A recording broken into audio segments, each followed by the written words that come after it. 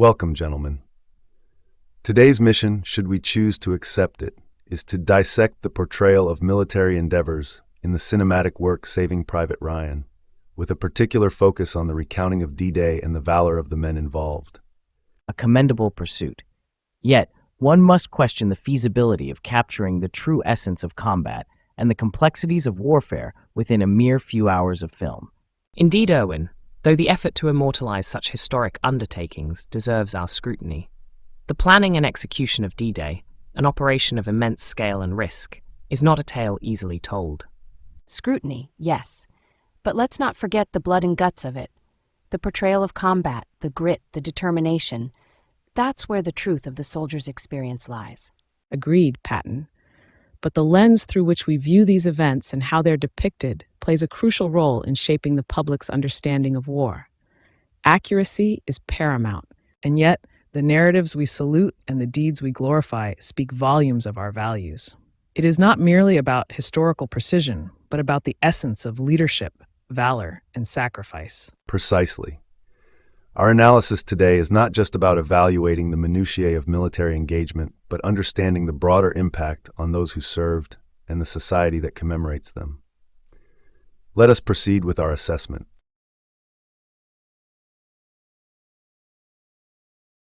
Let's dive straight into the heart of the matter.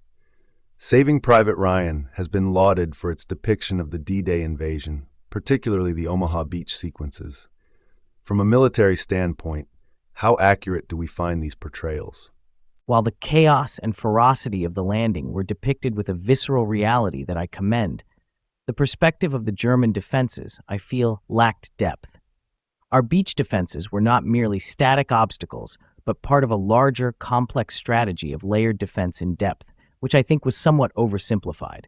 On the planning side, the film captured the essence of the logistical nightmare and the Herculean effort behind the D-Day landings. Nonetheless, it's the unpredictability of war, the fog of battle that no film can truly capture. Our plans were extensive, but had to adapt to the chaos of the day, a nuance the film touches on, but could delve deeper into. The depiction of combat strategy, the raw determination it took to breach those defenses, sang true to the essence of American soldiering. The grit, the push forward under withering fire, it reminded me of our own advances. What it got right was the spirit, the heart of the fight, even if some tactics were stylized for dramatic effect. The film's focus on the beachhead assault brilliantly highlights the valor and decisiveness required in such dire situations. However, the broader strategic importance of Operation Overlord, the sheer scale of the combined Allied effort, could stand more recognition. It wasn't merely a battle. It was the opening of the Western Front, a critical juncture in the war. Let me add, the film, while effective in its portrayal of the Western Allies' courage and struggle, somewhat glosses over the Grand Alliance. The Soviets' significant sacrifices on the Eastern Front helped make D-Day possible by pinning down significant German forces. The film is an important piece in remembering the bravery of soldiers, but does not encapsulate the entirety of the war's complexity. If I may interject, focusing too much on broader strategies might dilute the personal stories of valor and sacrifice it aimed to highlight. It's a delicate balance between the individual's experience and the overarching theater of war. Quite so, but understanding the broader context can only enrich the valor depicted.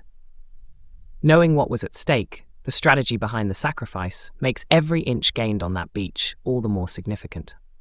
It seems we agree that while Saving Private Ryan captures the essence and horror of D-Day, there's more to the story. The depiction is powerful, yet it's the beginning of a larger narrative that encompassed millions. The film opens a window into the complexity and chaos of war, respecting the bravery of those who fought without claiming to capture the entirety of their experience.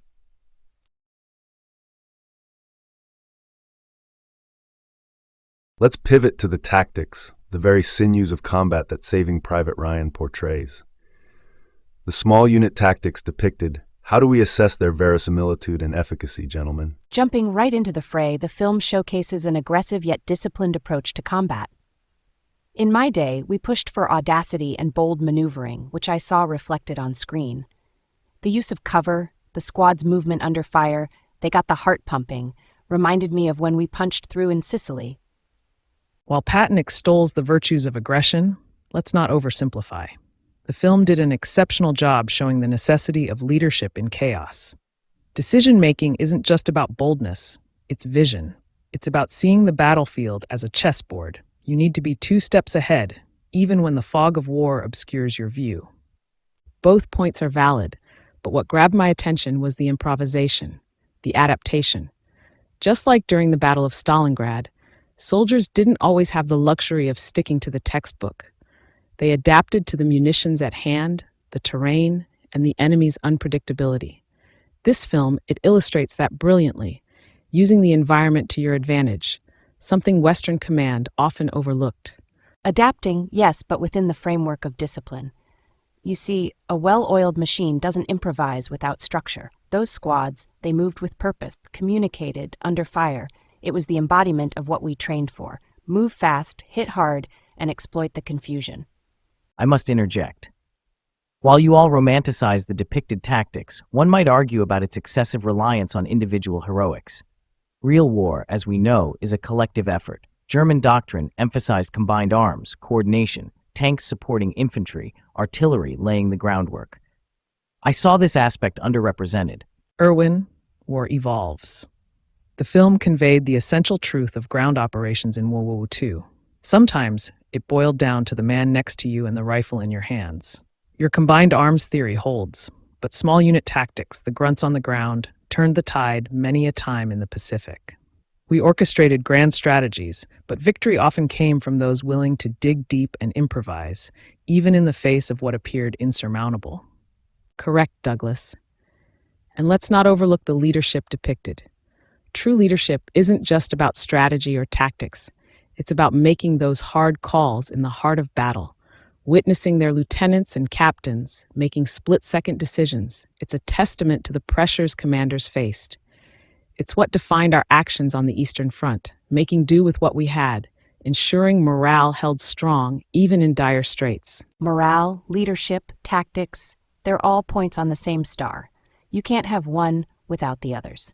And I'll say it, nothing beats seeing a plan come together amidst the smoke and confusion. That's the art of war, gentlemen. An art indeed, but grounded in the gritty reality these men faced. Your insights reflect the complexity of combat, the chaos, and the necessity of adaptation.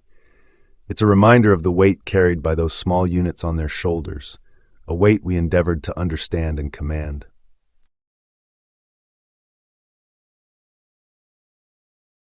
Let's dive into the Pathfinder Operations. How does the film's depiction square with historical accuracy, particularly in the importance of airborne units? First off, the film underrepresents the strategic brilliance of airborne assaults. In the Pacific, our paratroopers were pivotal. They sowed chaos behind Japanese lines, much as they did in Normandy. Pathfinders, to put it simply, paved runways in the sky, critical for the success of any airborne operation. While I concur on the significance of airborne troops, the film offers a narrow perspective. British and American airborne operations in Europe were vast in scale and ambition.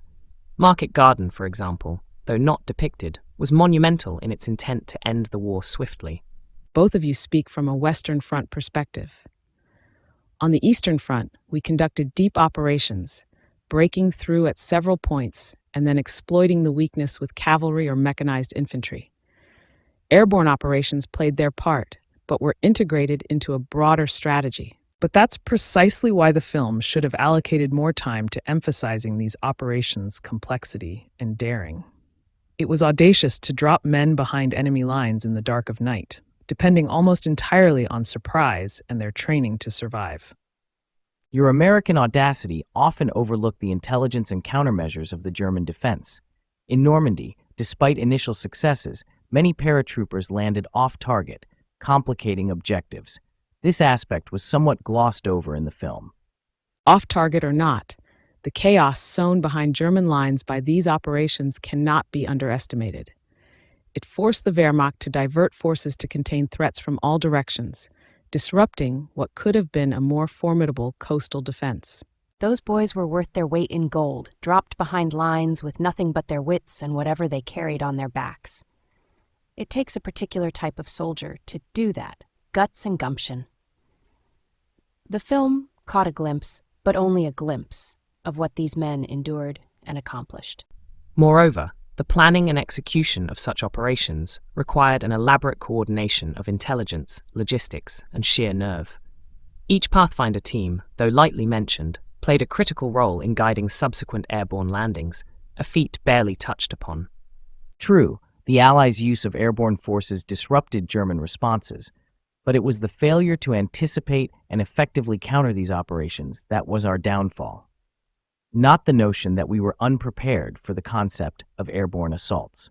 Ultimately, while Saving Private Ryan touches on these elements, it's the grit and resolve of individual soldiers that carry the narrative. Yet, we must acknowledge the immense strategic importance of these operations that set the stage for the liberation of Europe. It's clear then, despite some missed opportunities in depiction, the film captures the essence of Pathfinders and airborne troops' daring. These operations were monumental in their scope and critical to the success of the Allied campaigns.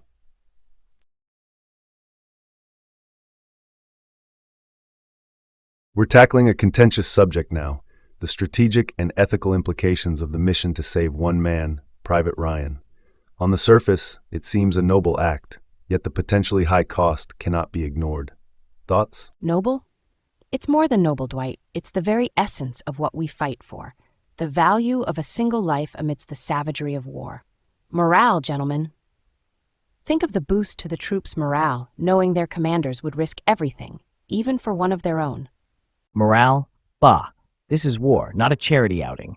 The mission diverts critical resources and lives that could be pivotal elsewhere. It's a fool's errand. Strategy demands that we prioritize missions with a calculable benefit to the war effort. This is sentimental nonsense. Erwin, you're missing the larger picture. Leadership isn't just about cold calculus. It's about symbolizing what's worth fighting for. Saving Private Ryan isn't just a rescue mission. It's a statement of our values, a profound moral act that underlines our cause. Douglas, your profound moral act could cost us dearly in the long run. We're engaged in a total war where every soldier, every bullet counts. The execution of this mission could very well entail sacrifices that outweigh the supposed morale boost. Both of you make valid points. However, the essence of war encompasses both the undeniable brutality and the unbreakable human spirit. We cannot overlook the strategic cost, of course, but history will remember the bravery and the human compassion behind such decisions. It's these acts that often define us. History, damn straight, Georgie. It's about what we stand for. Yes, Erwin, war is hell, but even in hell, there's right and there's wrong. Patton, your romantic notions can't mask the strategic folly of this mission. We must be rational, weigh our objectives against our resources. The mission, in essence, raises a profound question about the war itself. Is it merely a series of tactical moves on a grand chessboard, or is there room for acts of undeniable humanity? This debate exemplifies the dual nature of military strategy, the balance between the head and the heart. Indeed, Dwight, the heart often guides the hand in war. It becomes a matter of whether we're willing to accept the cost for such acts of humanity. Let's not forget, the very essence of leadership is to inspire. Sometimes one life, one act can rally an entire army better than 100 victories. Still, we must ask ourselves, at what cost victory?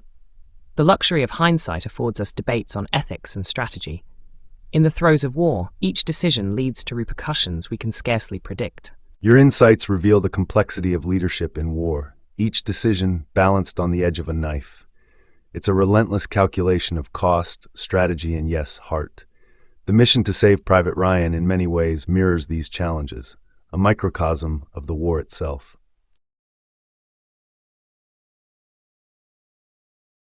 Let's delve into the portrayal of German military tactics in Saving Private Ryan. It's critical we understand both sides to fully grasp the realism of battle depicted. First, the depiction of my former comrades in arms, while dramatic, simplifies the strategic complexity we faced. The film doesn't fully capture the depth of German defensive strategies, nor the tactical innovations we developed in response to Allied advancements. While your point stands, Erwin, one cannot overlook the disparity in your portrayal. On the Eastern Front, German tactics were more ruthlessly efficient. The film, focusing on the Western Front, perhaps unintentionally diminishes the ferocity and desperation of German resistance there. To add to that, the representation of tactical decisions in the film, from a British standpoint, felt somewhat oversimplified.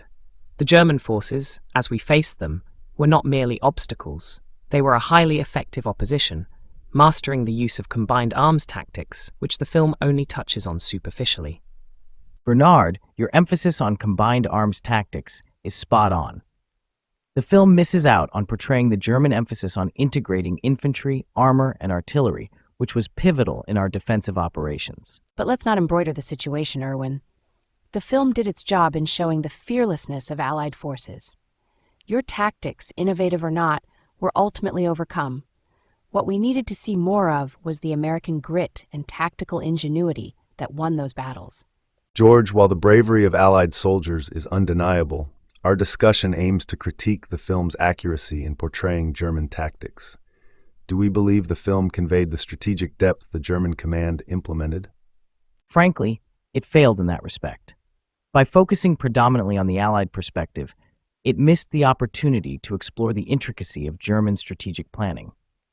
The defense of Normandy was not just about digging in. It was a complex network of fortifications, interlocking fields of fire, and tactical withdrawals designed to bleed the Allies. Indeed, Erwin. Furthermore, the film's narrow focus on Omaha Beach doesn't quite capture the scale of the Atlantic Wall's fortifications. German military engineering was a formidable barrier that extended far beyond what was shown. To both your points, the inclusion of a broader view on German defenses could have provided a more nuanced understanding of the D-Day operation's immense challenge. The film simplifies this to a series of direct assaults which, while dramatic, only scratches the surface of the multifaceted operation Overlord was. It seems we're in agreement that the film, while effective in storytelling, glosses over the complexity and effectiveness of German tactics during the Normandy invasion. The strategic depth and operational challenges on both sides of the line merit a more comprehensive portrayal to truly appreciate the enormity of the Allied victory and the formidable defense it overcame. Let's continue this rigor as we move to discuss the next topic.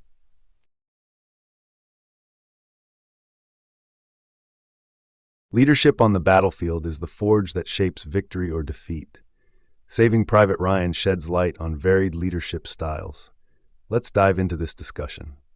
Let me start by saying that the aggressive leadership demonstrated by Captain Miller exemplifies the American fighting spirit. You lead from the front, and your men will follow you into the depths of hell. Aggressive leadership works, yes, but the Soviet military emphasized the importance of authoritative leadership in crisis. It's not just about charging forward, it's about making hard decisions quickly, decisively. Visionary leadership, gentlemen. That's the key. A leader must see the end game where others see chaos. In the Pacific, my decisions weren't just about the immediate skirmish, but the broader operational objectives. As commendable as your versions of leadership are, they miss a crucial point. Leadership under the Third Reich demanded adaptability and flexibility.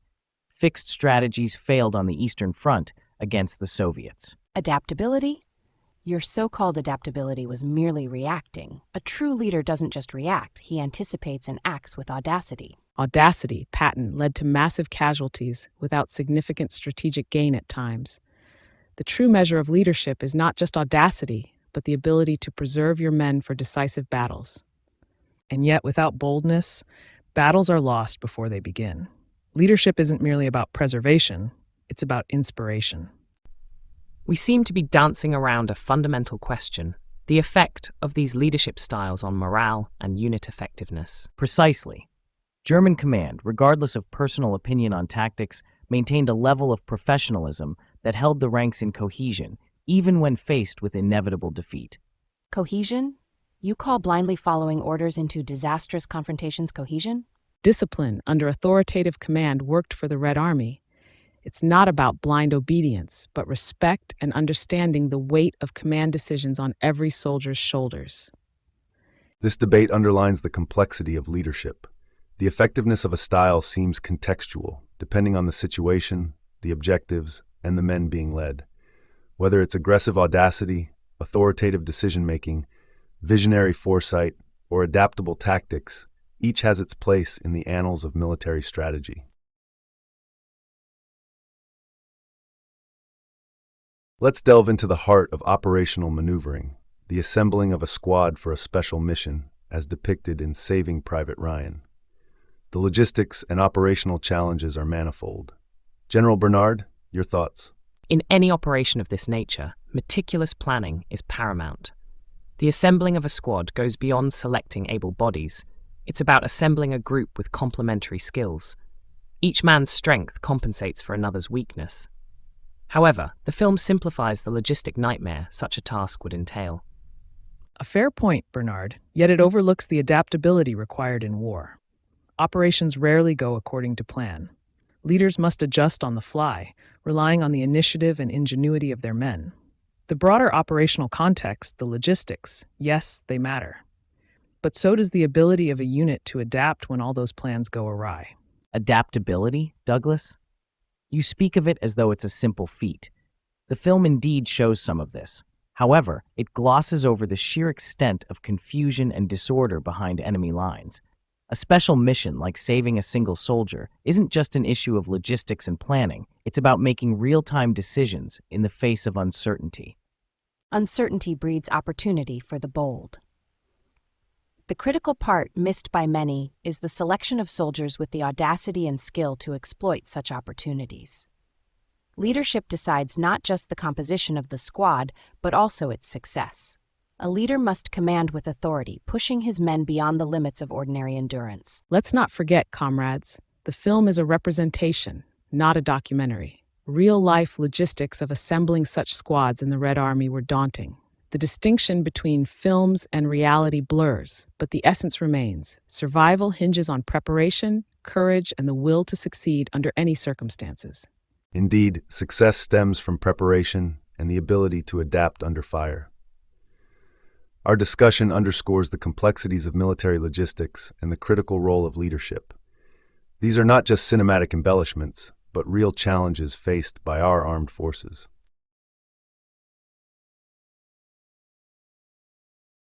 Let's delve into the matter of the weapons, equipment, and uniforms showcased in Saving Private Ryan. Authenticity is key in honoring our forces. The portrayal of the American GI, from the M1 Garand to the uniforms, stirred my blood. The attention to detail is commendable. It brings to life the formidable firepower at the disposal of a well-equipped American soldier. However, the depiction of German equipment seemed somewhat simplified. Our armaments and tactics were more varied.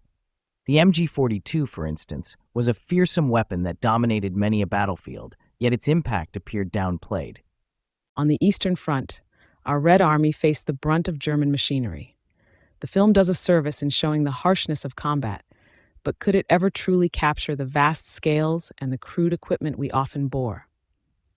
The cinematics are one thing, but the reality was often a string of improvisations. Radios, jeeps, even the rations. Each piece of equipment tells a story of the ingenuity and resourcefulness of the Allied forces. Precisely, Douglas. However, it's the portrayal of the British equipment that I find lacking. Our contributions, from the Enfield rifles to the unique uniforms, played a pivotal role throughout the conflict. Let's not forget the devil's in the details. The wear on a soldier's boots, the muck on their uniforms. It's this authenticity that bridges the years, making the history palpable to the viewer.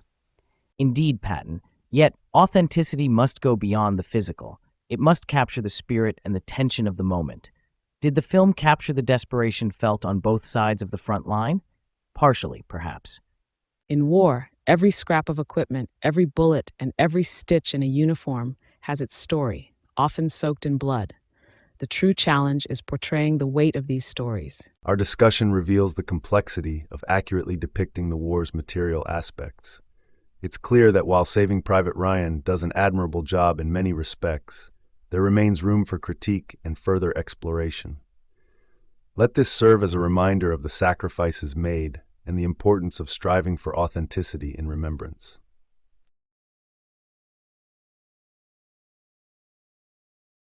Gentlemen, the psychological warfare depicted in Saving Private Ryan, the mental and emotional burden shouldered by soldiers. Your insights? Battle is the crucible where the human spirit gets tested. The film does its job showing it gritty and raw, how fear and bravery can coexist. We've seen it happen in the trenches and on the fields, but it ain't just about breaking the enemy's body, but his spirit too. The psychological toll is a weight we all carry. True, Patton, yet the portrayal seems one-dimensional at times. Real soldiers, real humans, face such depths of despair and peaks of resolve.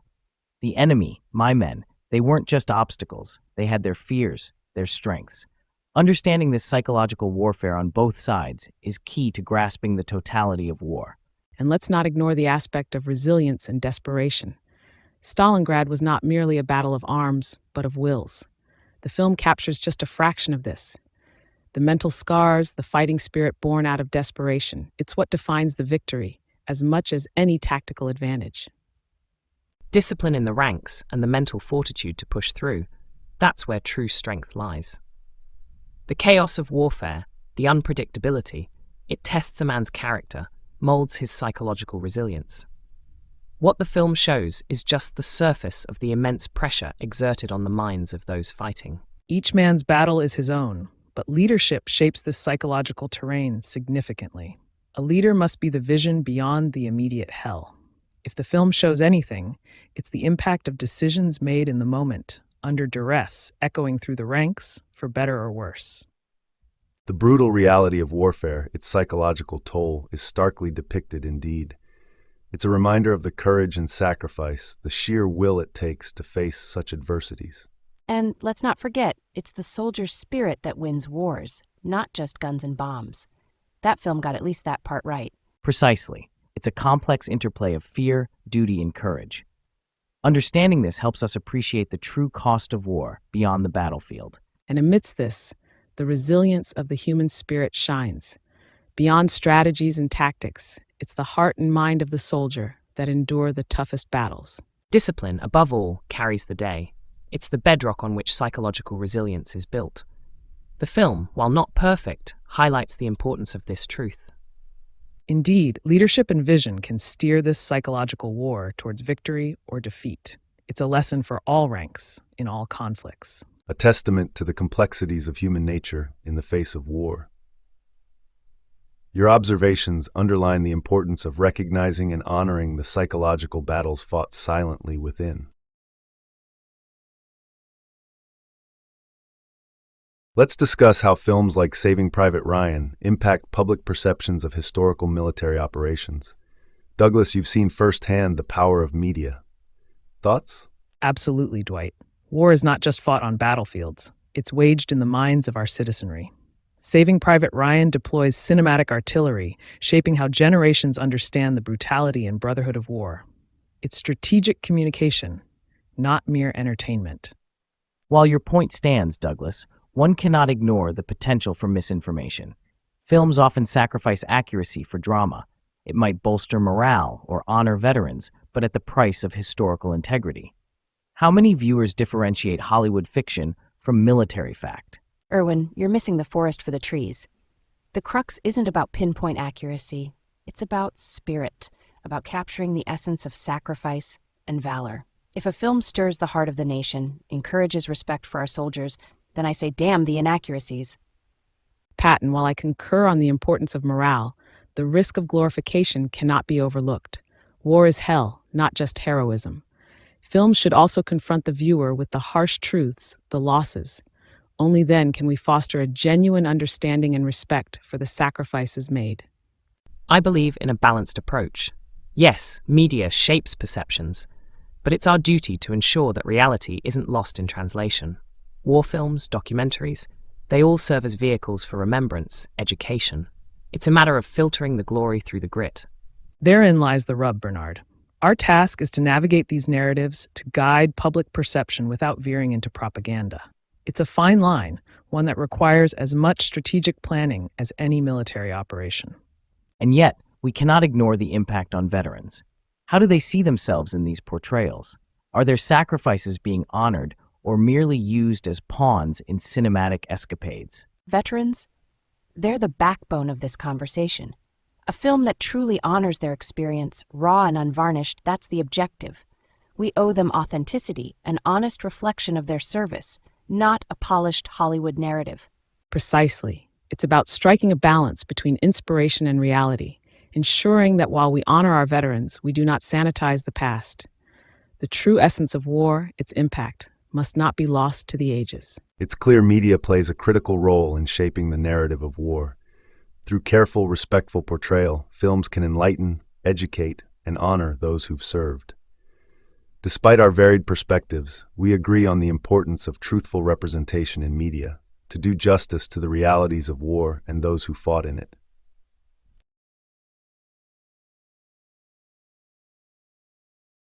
Well, gentlemen, as we reach the end of our discussion, it's clear that Saving Private Ryan has evoked strong opinions among us. Let's summarize our key takeaways, and remember, our goal is not unanimity, but understanding. Patton, your final thoughts? This film, gentlemen, brings the raw truth of combat to those who have never smelt gunpowder. It's a crash course in leadership under fire. The valor, the chaos, it captures the essence of what many of us experienced. It's more than a film, it's a tribute to the fighting spirit. While I concur on its educational value, we must not overlook its simplifications and dramatizations for cinematic effect. Reality on the battlefield is complex. Strategy and tactics aside, the film misses nuances in German command decisions and the fighting spirit of the Wehrmacht. Indeed, Erwin, but let's not underestimate its contribution to our understanding of war's profound mental scars.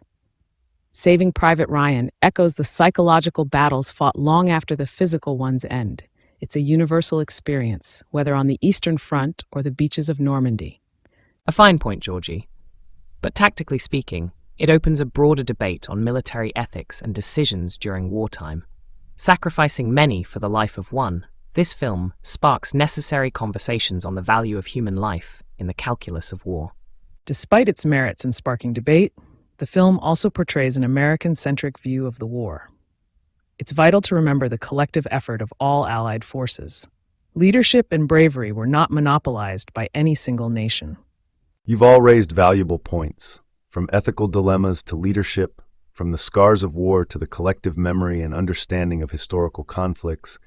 Saving Private Ryan gives us a glimpse into the sacrifices made. It may have its flaws, but its contribution to memorializing those who served in World War II cannot be dismissed lightly. This film, like any historical portrayal, should not be our only source of learning. It should instead inspire us to seek out the complex truths of our history. Thank you, gentlemen, for a spirited and enlightening discussion.